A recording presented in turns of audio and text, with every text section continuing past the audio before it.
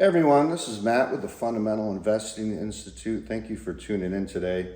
We're going to keep on this theme of financial accounting and talk about more accounting fundamentals. So today I wanted to address double entry bookkeeping, which is really the core concept in financial accounting.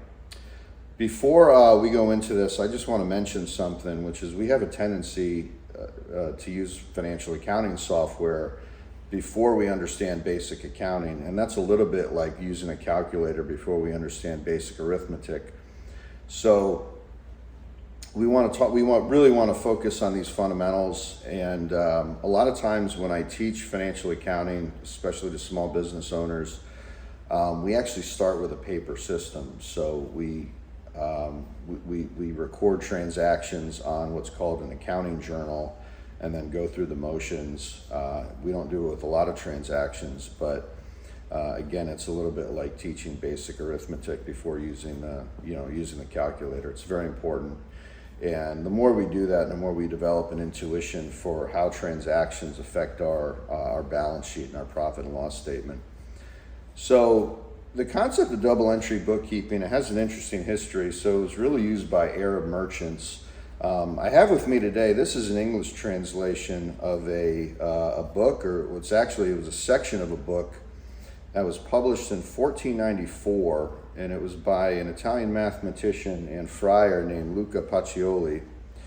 And the English translation is The Rules of Double Entry Bookkeeping.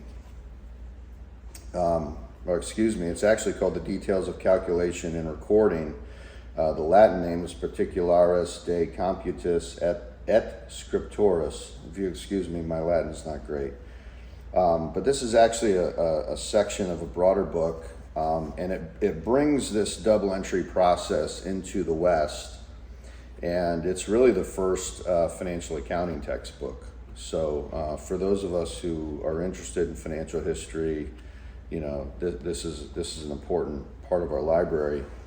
But basically the way double entry bookkeeping works, obviously in a lot of ways double entry bookkeeping is the whole shebang of financial accounting. So we're just going to focus on what I think is the core of it, and that is the equality of what we call debits and credits. So when we record a transaction, that transaction is going to affect two or more accounts. And it's going to affect two or more accounts within two columns that are called debits and credits respectively. And there are rules for how we use debits and credits, but the point of double entry bookkeeping is that the total, when we record transactions chronologically, we just sort of record them in a list, the total of debits have to equal the total of credits. And that's where we're going to stop today, because